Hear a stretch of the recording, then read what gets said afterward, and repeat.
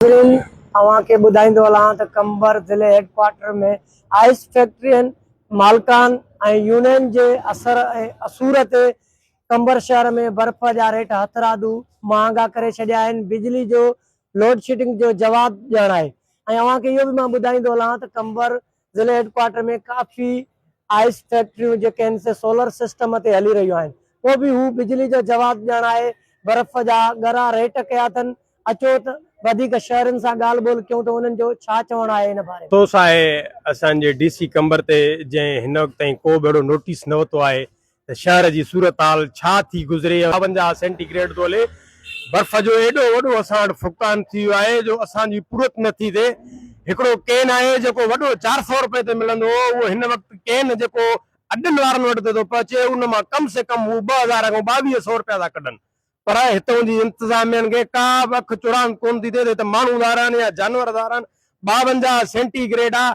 असीं ज़िंदगी गुज़ारियूं, असीं रोज़गार कयूं, बच्चा पालियूं या हिन शहर जो जेको आहे गुज़रान पंहिंजो पूरो करे सघूं। अञा ख़ुदा वञूं केॾे। महिरबानी करे असांजे शहर ते जेको आहे सो ॻड़ी नज़र करे ऐं असांखे बिजली बि फराहम कई वञे। ऐं हीउ जेको बर्फ जो जेको निज़ाम हिननि ठाहियो आहे जेको 400 रुपए जो केन आहे 2200 रुपयनि ते विकिणनि था ऐं 2000 रुपया ते था विकिणनि।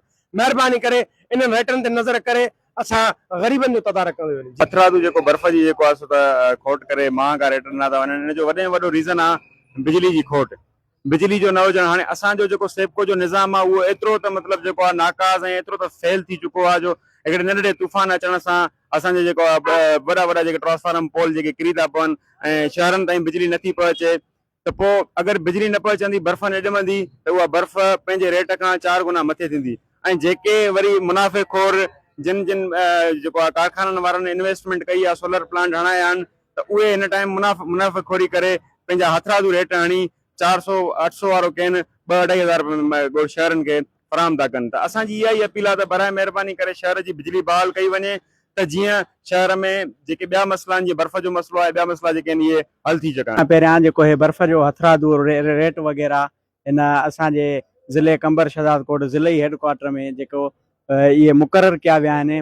800 रुपए वारो केन 2500 रुपया ऐं मन चाहींदड़ रेट जेके असांजे बर्फ़ जे कारखाने वारनि जा, उनखां पोइ जेके बर्फ़ जे अॾियूं वारा आहिनि उन्हनि जा।